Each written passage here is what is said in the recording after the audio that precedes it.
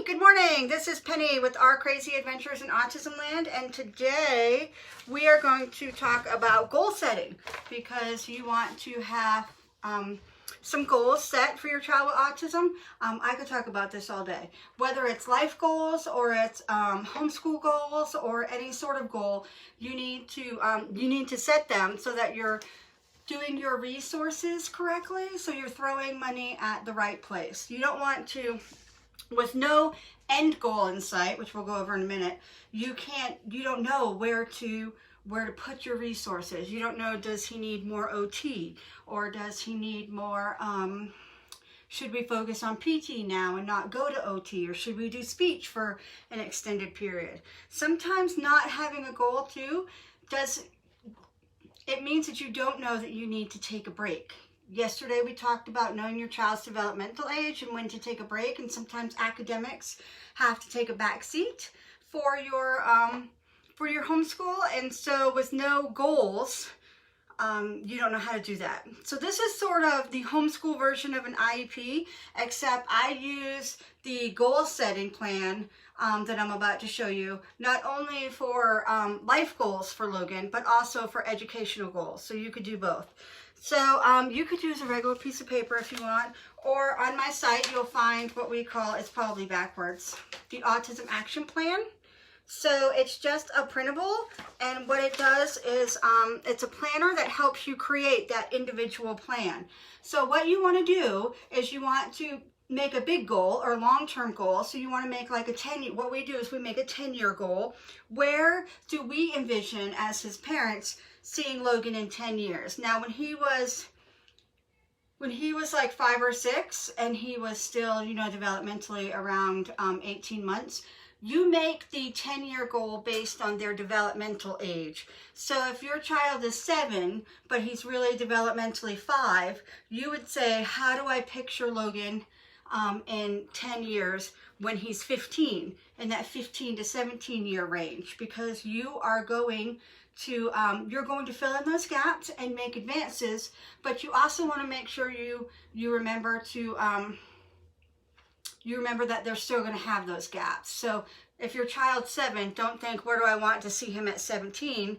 Because that goal may not be attainable at that time. So make sure you do your developmental age, and that you do so when you make that goal, you would do like 15 to 17 years old, if that makes sense. So it's important to start before goal setting. It's always important to start with some info about your child. Just write down, what does he like? What does he not like?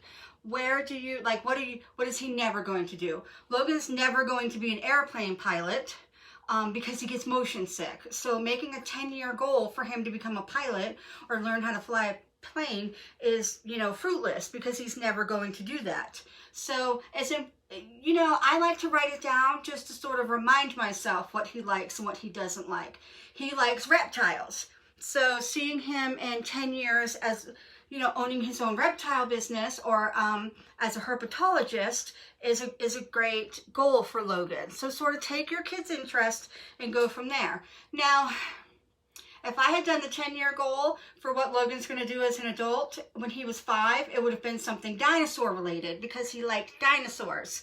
But so you can sort of, I did the herpetologist example because my Logan happens to be 23 right now. So our 10-year goal for him that we set this year is what's it gonna look like when Logan's 33? What are we working towards? So for us right now, with an adult child with autism, we're working towards independence. What supports can we put into place so that he can move out? Or where is he going to live when he's 33? Is he still going to be living at home? Does he want his own place? And at that particular time, when they're adults, you want to ask them what they want to do as well. You don't necessarily want to just decide for them. But when they're 5 and you're making the 10-year goal, where do I want you to be? It could be like, I want him to be starting high school. I want him to be getting his driver's permit, or I want him to be, potty trained. I know Logan wasn't potty trained until he was like 7. It was crazy. So you can make goals like that. They don't have to be, but dream big. Don't give, your 10-year goal should not be a small goal. It should be a giant just out of your reach goal. Because even if you don't achieve it, you've done a lot to help your child till then. So you start with the 10-year goal, and once you have that, you break it down into steps. What does the 5-year goal look like? So if it's homeschool related, the 10-year goal for a kindergartner would be he's in high school. Okay, so the 5-year goal would be, are we at middle school at that point? We're halfway through our 10-year goal. So are we at the middle school level, or are we close? Like, is it possible for him? Now, you can pivot at any time. Like, if your 10-year goal, it becomes apparent you're never going to reach that 10-year goal and it needs to change, then change it. But it's always good to have that goal out there so that you have something to work towards. So your 5-year goal is your midway, and then your 1-year goal again is, what can we be doing now that helps us get to that 10-year goal? Now, sometimes your 1-year goals don't get you to the 10-year goal because you have to pivot, and there are some autism things you have to take care of, like you need intense speech therapy, so you have to stop and do that. So your 5-year goal could be that he's met his speech therapy goals and things like that. It's always good. You want the big picture, then you want the middle picture, and then what are you working on currently? This saves you time because you only work on the stuff that gets you to where you want to be and those goals in mind. And it saves you money because you're not going to pay for physical therapy if that doesn't help you towards your 10-year goal. You're not going to pay for a math tutor if that's not going to help you towards your 10-year goal. And you don't have to have like intensive math therapy or whatever, or curriculum, because that's not going to get you to your 10-year goal or your 5-year goal. So it gives you sort of a focus. It gives you a laser focus on what you're working on so that then you can apply your strategies and throw your money towards that goal. And then that way you're not just, hanging out in the middle of nowhere. So we have this page in the Autism Planner. Thank you. I'm just going to take a little drink. Sorry. I'm talking kind of fast, as my assistant here has just told me. I like to put, I'm going to show you, I put like a picture of Logan here, and then down here I write his likes and dislikes. Now Logan asked me not to share his with you right now because we put a picture of Logan here, and then he helped us write his likes and dislikes. But as a smaller child, I would have put, he likes dinosaurs. He dislikes being hot because he can't stand to be hot. We live in a desert now. That's a funny story. So as a younger child, I would have filled it out for him. Like for the child staying with me now, DJ, I have this filled out for him. What does he like? What does he dislike? And a picture right there to remind me that it's DJ's and not Logan's. So then you go with your 10-year roadmap. So this is really easy. Where's your child at now? Where do you see them in 5 years? And then where do you see them in 10 years? This visual gives you, it gives you hope, which you cannot underestimate having hope when you're doing especially on the super hard days. So it gives you a visual of where you want your child to be, and that's what you're working towards. So when your child won't do his reading that day or his math that day, you still remember that we have 5 years to get there, so that you don't get super sad or depressed. And then you're working on your current goals. And so your current goals should have, because you're working on these, you approach them a little different. It should have, I know it's backwards for you probably, I apologize. You should have the goal written down and then the action plan. So when you're actively doing a goal, you want to see the goal. So your current goals, or even your 1-year goals, should have the goal and the steps you're taking toward it. Now your 5-year goal, the steps you're taking toward it are your 1-year goals, so that you don't need the action steps for that. But if you're currently working on a task or a goal, you always want to, it's just like in the IEP meeting, you have what you want the child to do. We want Logan to sit down in his chair for 10 minutes, 80% of the time. And you can write that if you want to. What's the action plan? What are we going to do to make Logan successful sitting in his chair 80% of the time? We're going to get him an exercise ball to sit on so he can bounce and get that input. We're going to get him a weighted vest or a compression shirt so again he can get that input. We're going to give him a fidget cube, or put those bands around the bottom of the chair so he can move his feet back and forth. So that's what you would put for your action plan. You take your goal, Logan's going to sit in his chair for 80% of the time, and then you figure out the steps to make your child successful to do that. The end result of the goal is to make your child successful. We're not trying to mold our children into something they're not. Their brains are wired differently, but we need to give them the tools that they need so that they can be successful in a crazy world for them. So that's what your current goals are. Your short-term plan, which we talked about as your 1-year goal, has a goal and an action plan, but you already know that because they're sort of the current goals you're working on. And then you go for your midterm and your long-term plan. Now, we already said that you can pivot at any time. If Logan starts sitting in his chair 80% of the time, we don't need to keep working on that. We have found the magic potion that we've needed to get Logan successful in that. So we would change that current goal into something else. So you always want to be going over the goals you're working on and see what you need and what you don't.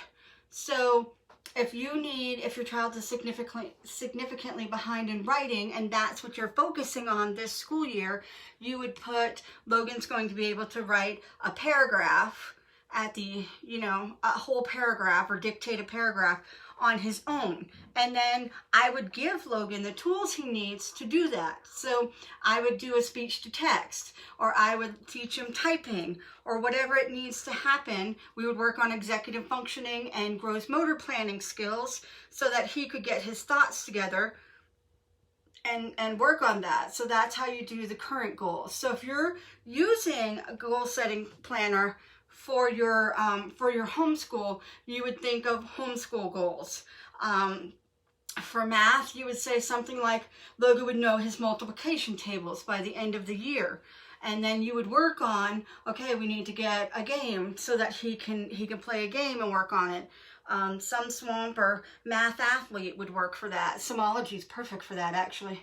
And then we would work on maybe flashcards or maybe an app that he could do so that he continues to work on his multiplication tables. We would start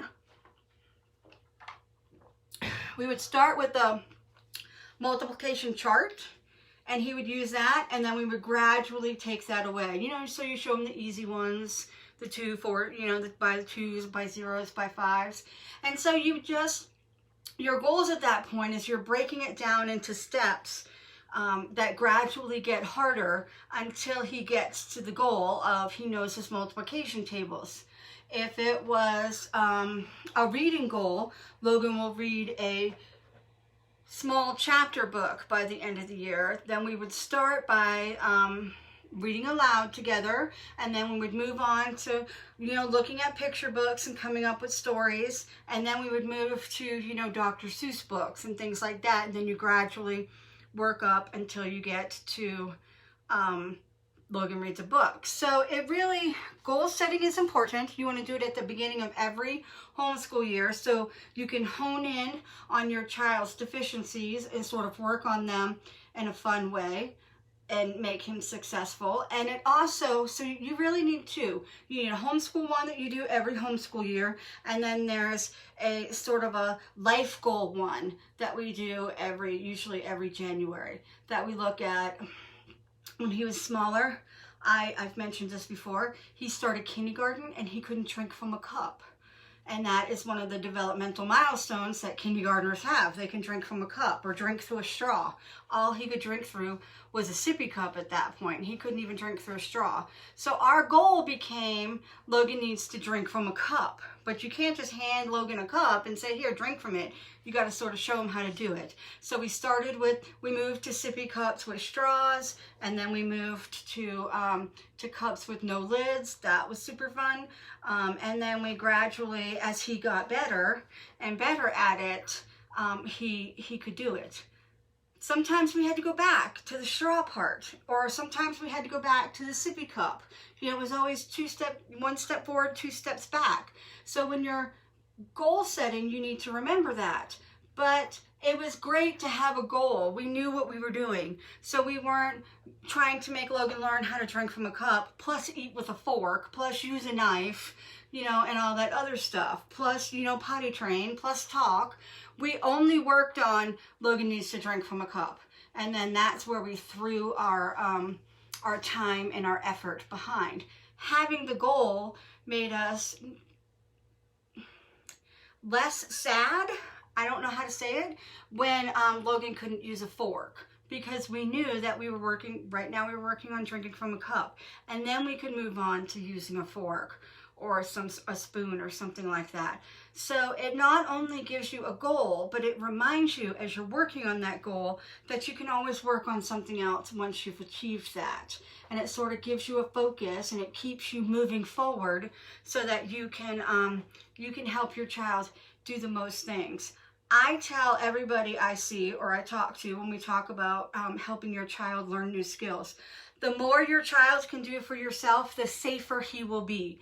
He doesn't have to rely on other people to cut his food, or he won't have to rely on someone else to tie his shoes. Not everyone, as we know, is going to have your child's best interest at heart.